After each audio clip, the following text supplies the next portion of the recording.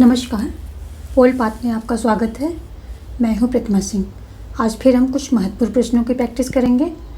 दोस्तों, ये specially political science TGT PGT की फुल कोर्स सीरीज़ चल रही है। टीजीटी पीजीटी पॉलिटिकल साइंस के प्रश्न मेरे कोर्स से बाहर के नहीं होंगे यदि आप मेरी सभी वीडियो देखते हैं तो। बहुत सारी वीडियो चैनल पर अपलोडेड हैं ऑलरेडी और बची हुई वीडियो जल्दी ही अपलोड कर दी जाएंगी। मैंने सभी वीडियोस में लिस्ट लगा रखी है, पर वो पूरी लिस्ट वहाँ पर नहीं लगी हुई है। तो आप ऐसा कर सकते हैं कि सिंपली आप चैनल के लोगों को टच करें, उसको क्लिक करें और चैनल पर विजिट करें और वहाँ ज़रूरत के अकॉर्डिंग वीडियोस देखें। जो टीचिंग की अदर कैटेगरी हैं जो कि हमने अपने थंबनेल में मेंशन कर रखी हैं, उनके लिए भी वीडियो उतनी ही महत्वपूर्ण हैं, पर कुछ टॉपिक वहाँ पर डिफ़र हो जाते हैं, कुछ टॉपिक वहाँ अलग हो जाते हैं। तो जो आपके टॉपिक अलग हैं, फर्दर फ्यूचर में उन पर भी वीडियोस डालकर कोर्स को मैं कंप्लीट कर दूँगी।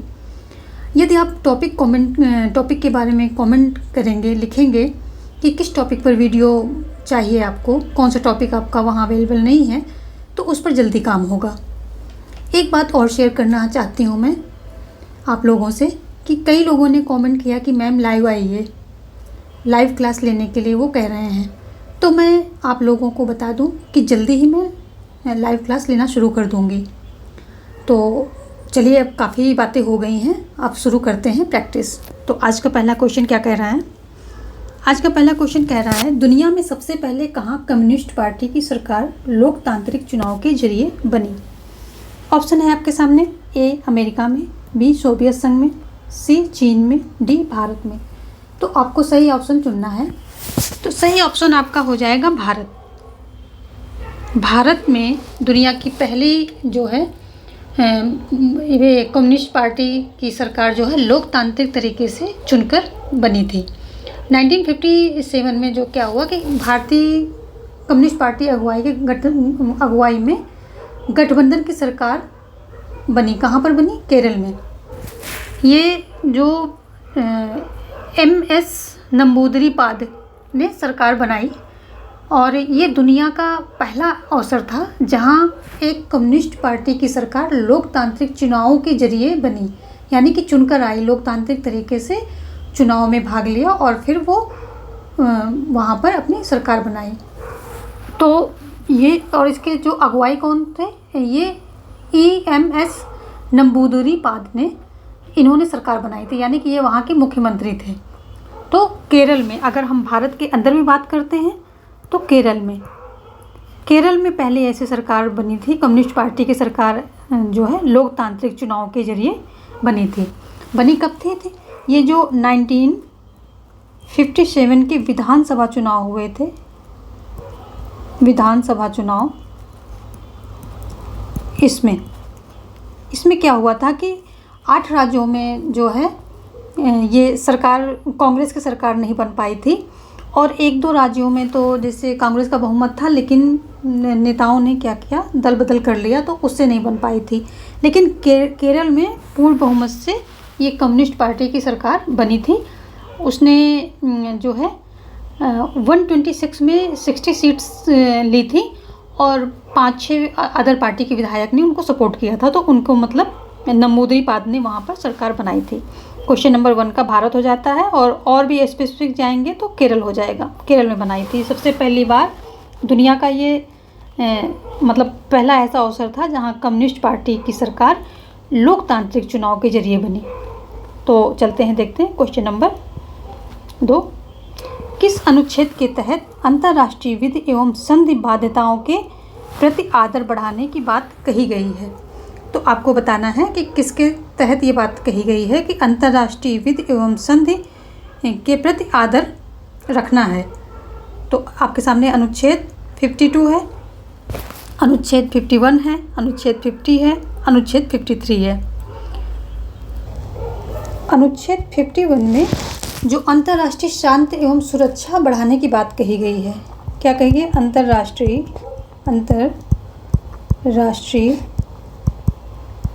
शांति एवं सुरक्षा, इसकी बढ़ाने की बात की गई है। और इसके अंतर्गत भी जो है वहाँ पर 4 भाग दिए गए हैं।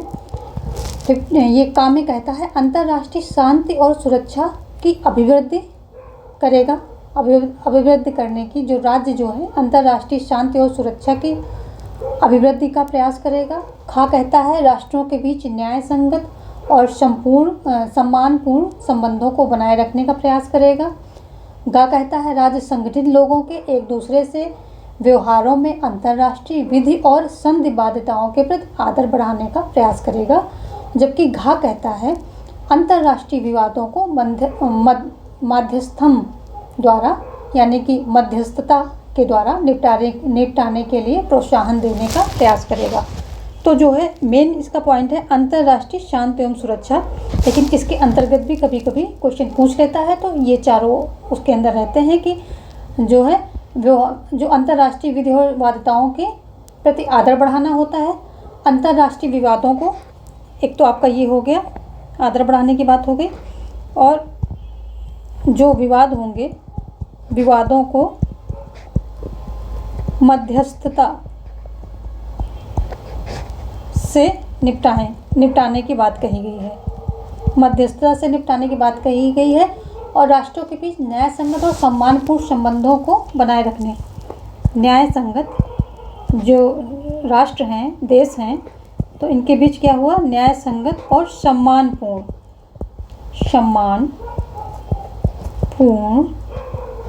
क्या है, संबंधों की बात कही गई है। और एक और क्या कहा, अंतर्राष्ट्रीय शांति और सुरक्षा की अभिवृद्धि। तो अंतर्राष्ट्रीय शांति और सुरक्षा की अभिवृद्धि की बात कही गई है। ये 4 चीज़ें कही गई हैं। देखते हैं क्वेश्चन नंबर 3। तो ऑप्शन इसमें आपका बी सही हो जाएगा। ऑप्शन बी सही हो जाएगा। 1951 में ये बात कही गई है। देखते हैं क्वेश्चन नंबर 3।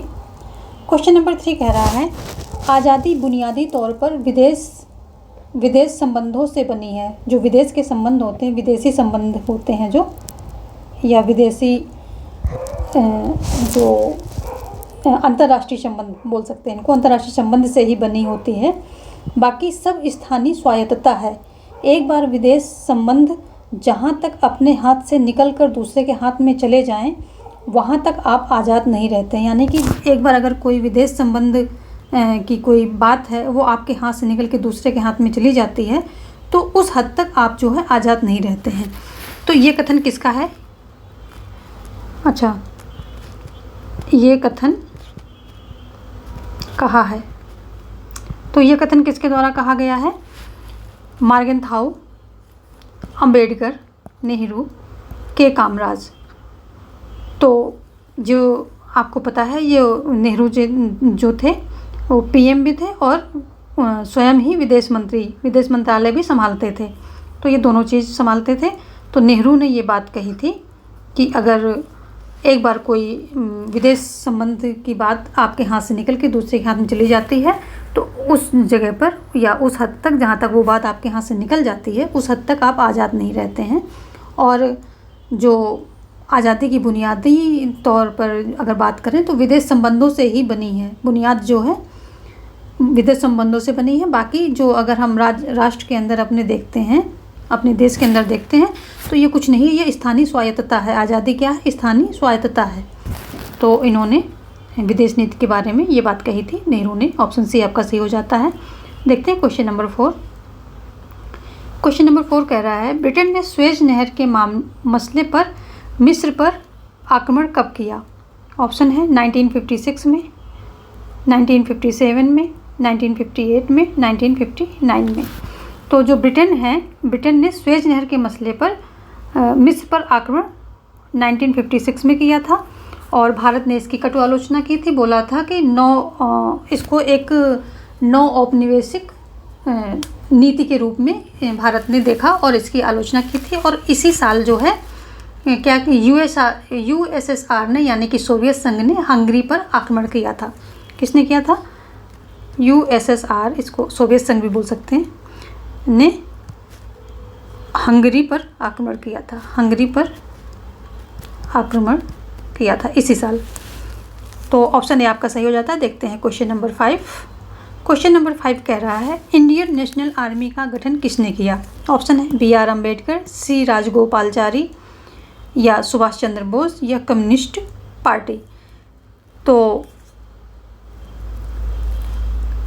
सुभाष चंद्र बोस ने किया है। एक चीज़ मैं आपको यहाँ बताना भूल गई कि ये सभी क्वेश्चन जो है एनसीईआरटी के हैं। सभी क्वेश्चन जो हैं एनसीईआरटी के हैं, एक भी क्वेश्चन एनसीईआरटी के बाहर का नहीं है।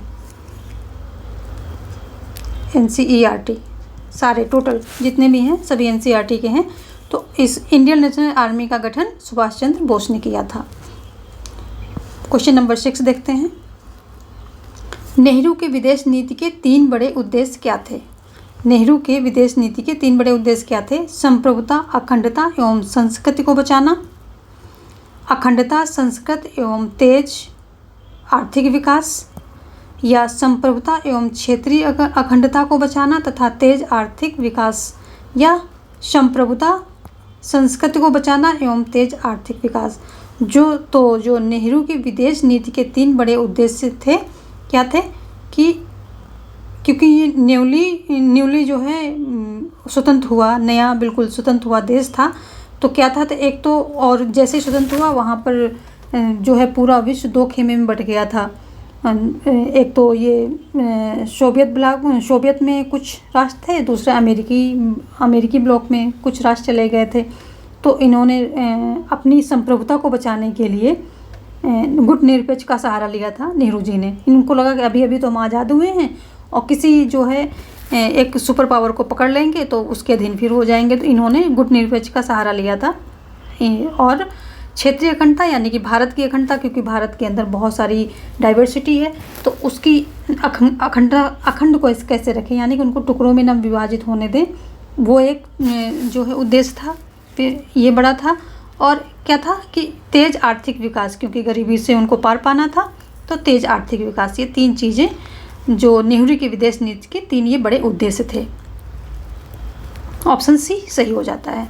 ये भी आपका एनसीईआरटी ही है। सारे क्वेश्चन एनसीईआरटी के हैं। देखते हैं क्वेश्चन नंबर 7। भारत के पहले चुनाव आयुक्त कौन थे? ऑप्शन है नरेंद्र देव, सुकुमार सेन, पी सुंदरैया, या अजय घोष। तो आपको बताना है कि ये जो भारत के पहले चुनाव आयुक्त थे ये कौन थे। तो भारत के जो पहले चुनाव आयुक्त थे ये थे सुकुमार सेन ये भारत के पहले चुनाव आयुक्त थे। जनवरी 1950 में, जनवरी 1950 में इसका गठन किया गया था और सुकुमार सेन जो है इसके पहले चुनाव आयुक्त थे। तो ऑप्शन बी सही हो जाता है। देखते हैं क्वेश्चन नंबर 8। पूरे देश में ईवीएम यानी कि इलेक्ट्रॉनिक वोटिंग मशीन का प्रयोग कब चालू हुआ? ऑप्शन है 2002 में, 2003 में, 2004 में, 2005 में। तो ऑप्शन सी आपका सही हो जाएगा। 2004 में पूरे देश में ईवीएम का प्रयोग जो है शुरू हो गया था। और ये तो 2004 में पूरे देश में इसका प्रयोग किया गया था। 2004 से शुरू हो गया था, यानी कि 2004 में सबसे पहली बार ये शुरू किया गया था। लेकिन 1990 के दशक के अंत में चुनाव आयोग ये इलेक्ट्रॉनिक वोटिंग मशीन कहीं पर इस्तेमाल शुरू कर दिया था। तो अगर पूछा है कि कब से शुरू किया, तो 1990 से, अगर एक स्मॉल स्केल में यानी कि छोटी पैमाने पर ईवीएम कब से शुरू हुआ था, तो 1990 के जो अंत में, दशक के अंत में, 1990 के दशक के अंत से शुरू कर दिया था। थोड़ा थोड़ा इसने कहीं जहाँ पर अवेलेबल हो सुविधाएं ये दे पाया था, वहाँ से 1919 के अंत से शुरू, दशक के अंत से इसने शुरू कर दिया था। तो ऑप्शन सी जो है 2004 सही हो जाता है। 2004 से ईवीएम मशीन का प्रयोग शुरू हो गया था। ये सारे क्वेश्चन आप अलग नोट डाउन करेंगे। स्टडी जो है अगर स्मार्ट वे में की जाए तो रिज़ल्ट बहुत अच्छे आते हैं और बहुत कम टाइम में, बहुत कम इनपुट से बहुत अच्छे रिज़ल्ट आते हैं। तो मैं एनसीईआरटी इसलिए अलग नोट डाउन करने के लिए कहती हूँ, क्योंकि ये क्या है, एक बहुत ही चुने हुए क्वेश्चंस हैं। अगर आप यहाँ से पूरा 100% इसको फिक्स कर देंगे, 100% ये तैयारी करके जाएंगे, तो ये समझ लिए नॉलेज का कोई वो नहीं है, लिमिट नहीं है, कितना भी गेन कर लो। लेकिन हमें क्या करना, नॉलेज नहीं गेन करना, हमें एग्ज़ाम्स निकालने हैं। तो हमें एक कैलकुलेटेड जो है स्टडी करनी होती है, यानी कि रिसर्च बेस्ड स्टडी करनी होती है। मैंने 15 डेज़ में सीटेट निकाला था। जब निकाला था मैंने अपना सीटेट, तो 15 डेज़ में निकाला था। और लेकिन मैंने पहले रिसर्च किया था कि ये क्वेश्चन आते कहाँ से हैं, और विद इन 15 डेज़ मैंने पूरी पढ़ाई किया और पेपर दिया, सिर्फ 15 डेज़ में। उसके पहले मेरे पास टाइम नहीं था। 15 डेज़ की थोड़ा सा मैंने छुट्टी ली, और छुट्टी लेकर के 15 डेज़ में ये तैयारी की, और 150 में 114 नंबर मेरे आए थे। तो ये हमेशा क्या होता है, स्मार्ट स्टडी करते हैं तो आप कम इनपुट में ज़्यादा आउटपुट देते हैं। तो मैं वही चीज़ यहाँ पर आप लोगों को कराने की कोशिश कर रही हूँ। तो इस पर आप थोड़ा सा ध्यान देंगे। एनसीईआरटी के नोट्स अलग बनाइए। ये आपके एक वेरी वेरी इंपॉर्टेंट क्वेश्चन का कलेक्शन होगा। देखते हैं क्वेश्चन नंबर 9 क्या कह रहा है। कांग्रेस सरकार ने किस राज्य सरकार के खिलाफ मुक्ति संघर्ष छेड़ दिया? नहीं होगा। तो ऑप्शन है आपके पंजाब सरकार, उत्तर प्रदेश सरकार, मद्रास सरकार, केरल सरकार।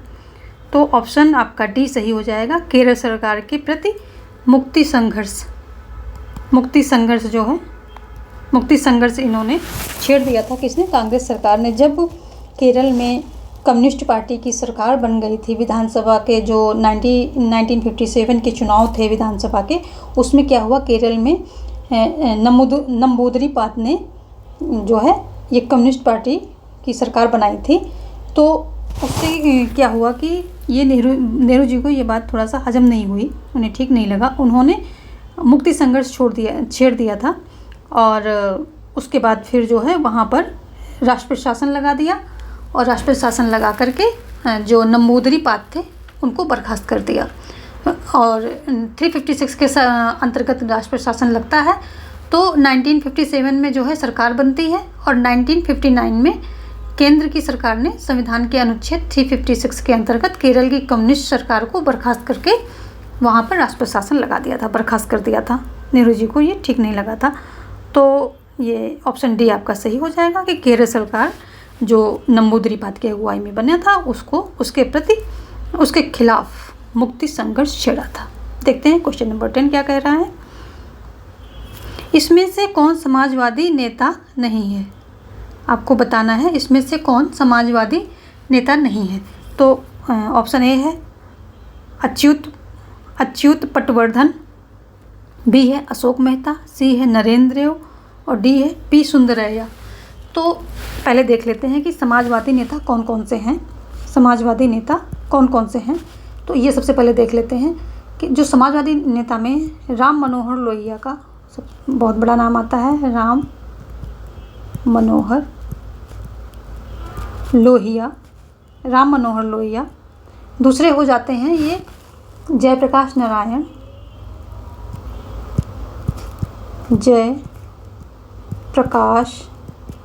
नारायण। तीसरे हो जाते हैं ये अच्युत पटवर्धन, ये भी हैं। और अच्युत पटवर्धन के बाद अशोक मेहता, ये भी हो जाते हैं। अशोक मेहता भी हो जाते हैं, अच्युत पटवर्धन भी हो जाते हैं। और जो है नरेंद्र देव, ये भी हो जाते हैं। और जो है एस एम जोशी।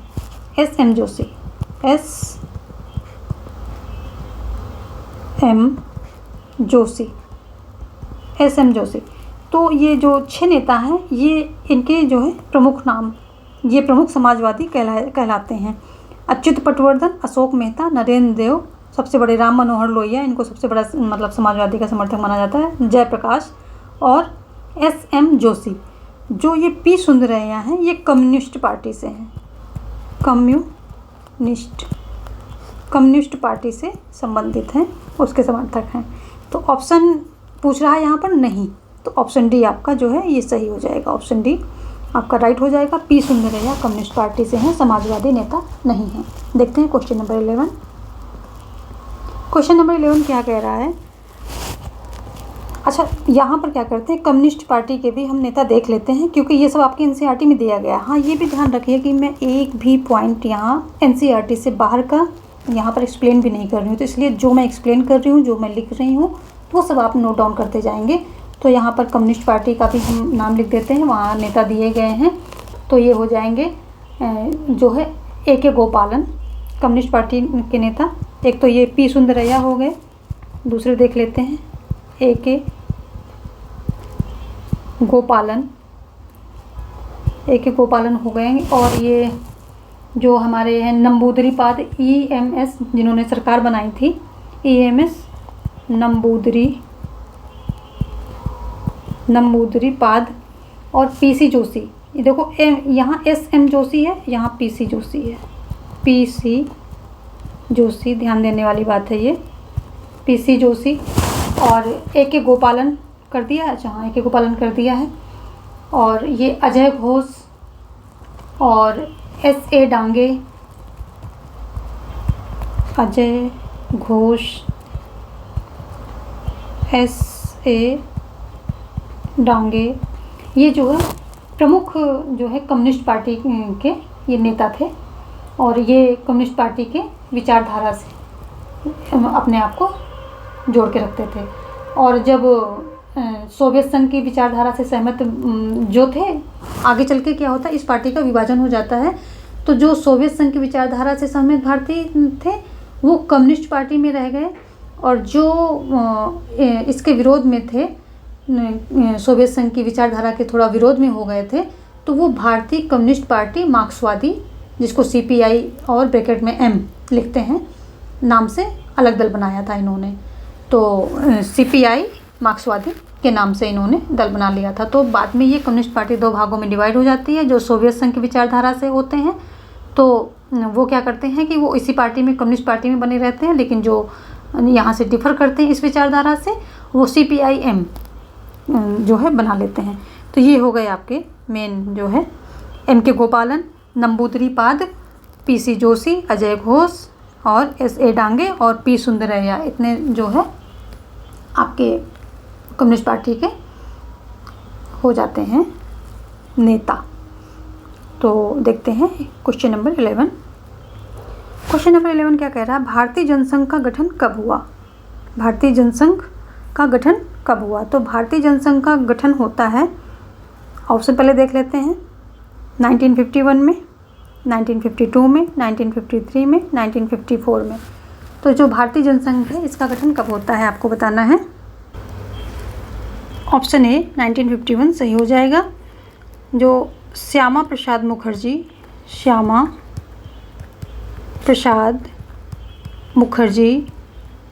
इसके संस्थापक रहे हैं, इसके संस्थापक थे, और ये अध्यक्ष भी थे, यानी कि संस्थापक हो करके, इसकी संस्थापना करके उसके अध्यक्ष स्वयं ही बने थे। तो इनको संस्थापक अध्यक्ष भी बोला जाता है, संस्थापक अध्यक्ष कह सकते हैं, यानी जो संस्था को स्थापना करे और अध्यक्ष बन जाए उसका, तो उसे संस्थापक अध्यक्ष बोलते हैं। तो संस्थापक अध्यक्ष भी कहे जाते हैं, और अकेले संस्थापक भी कह सकते हैं आप इनको। और जो दल के जड़ें इनकी क्या थी कि जो है स्वयं सेवक संघ से, जो ये दल था जनसंघ, इसकी जड़ें कहाँ थी? ये स्वतंत्रता के पहले से ही राष्ट्रीय स्वयं सेवक संघ, जो RSS के नाम से जानते हैं, हिंदू महासभा, इनमें जो है खोजी जा सकती है। इस जो है पार्टी ने एक देश, एक संस्कृत और एक राष्ट्र का विचार पर जोर दिया था। क्या कहा था? एक देश, एक विचार, एक संस्कृति, एक देश, एक संस्कृति, एक राष्ट्र। एक देश, एक संस्कृत और एक राष्ट्र के विचार पर जोर दिया था। और इसने कहा था कि पाकिस्तान को एक करके अखंड भारत फिर से बनाया जाए, यानी कि जो पाकिस्तान अलग हो गया है उसको जोड़ो और फिर से भारत को अखंड बनाओ। और अंग्रेजी हटाकर हिंदी भाषा को बनाने में इसने काफ़ी जोर दिया था। तो और जब 1964 में चीन के आणविक परीक्षण हुए थे तो इसने कहा था भारतीय को भी आणविक हथियार तैयार करने चाहिए। तो ऐसा जो है और जनसंघ के नेताओं में अगर देखें तो श्यामा प्रसाद मुखर्जी, दीनदयाल उपाध्याय और बलराज मधोक के नाम शामिल हैं जो मुख्य नेता हैं इसके। तो इसके एक तो ये श्यामा प्रसाद मुखर्जी हो गए और दूसरे हो गए ये बलराज मधोक और दीनदयाल उपाध्याय। बलराज मधोक और दीनदयाल उपाध्याय।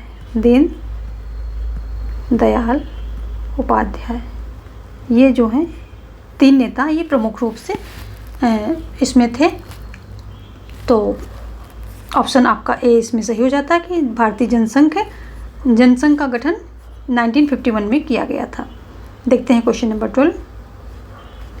क्वेश्चन नंबर 12 कह रहा है स्वतंत्र पार्टी के संस्थापक कौन थे?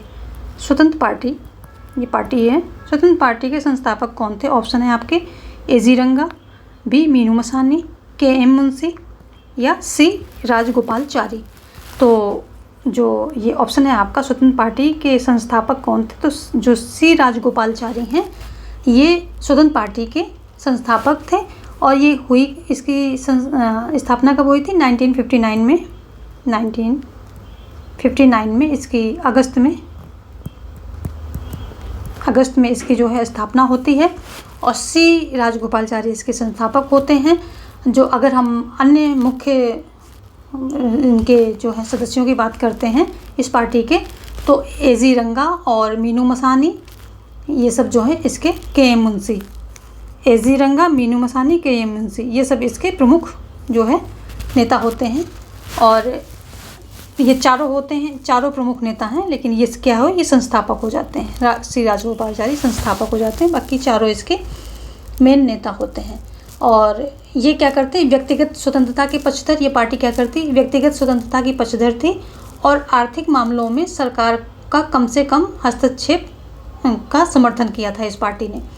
और ये कहा था कि कमज़ोर वर्गों के हित के लिए ये कर ना लगाया जाए। मतलब कि जो कराधान कमज़ोर वर्गों के हित के लिए अमीरों से कराधान किया जाता है, कराधान के खिलाफ थी।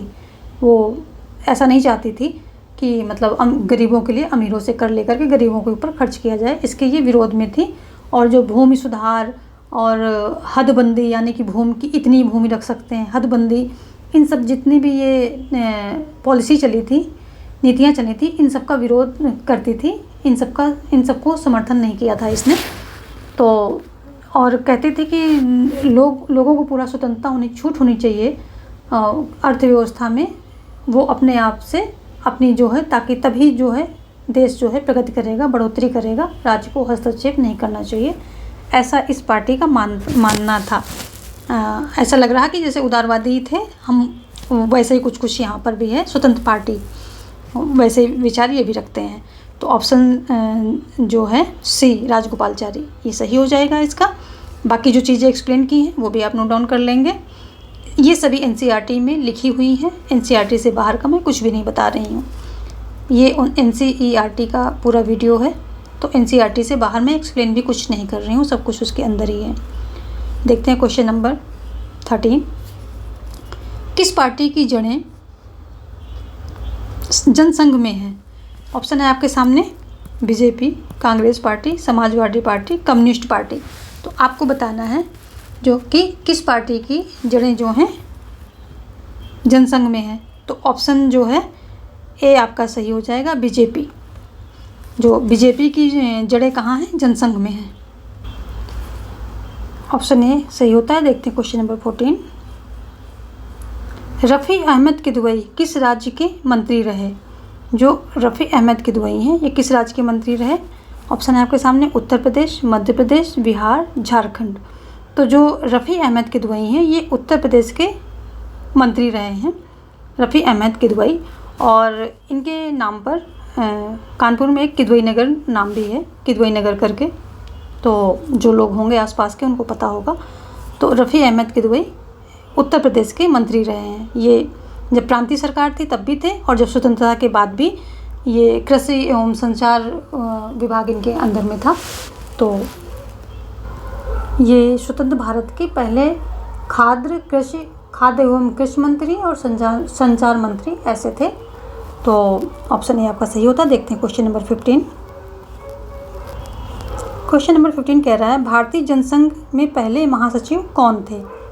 जो भारतीय जनसंघ में हैं वो पहले महासचिव कौन थे। ए के गोपालन थे, आचार्य नरेंद्र देव थे, या राजकुमारी अमृता कौर थी, या दीनदयाल उपाध्याय थे। ऑप्शन डी आपका सही हो जाएगा। दीनदयाल उपाध्याय जो है ये जो जनसंघ में पहले महासचिव के रूप में इन्होंने काम किया था और उसके बाद ये अध्यक्ष भी बने थे। इन्हें जो है सदस्य संस्थापक के रूप में देखा जाता है, यानी कि जब इसकी स्थापना हुई थी इसकी तो ये सदस्य थे उसके। और ये समग्र मानवतावाद के प्रणेता भी थे। अगर हम बात करते हैं अध्यक्ष थे ये, पहले ये क्या बने महासचिव बनते हैं पहले, उसके बाद अध्यक्ष भी बनते हैं। पहले जो जनसंघ के पहले महासचिव दीनदयाल उपाध्याय हैं और ये जो है समग्र मानवतावाद के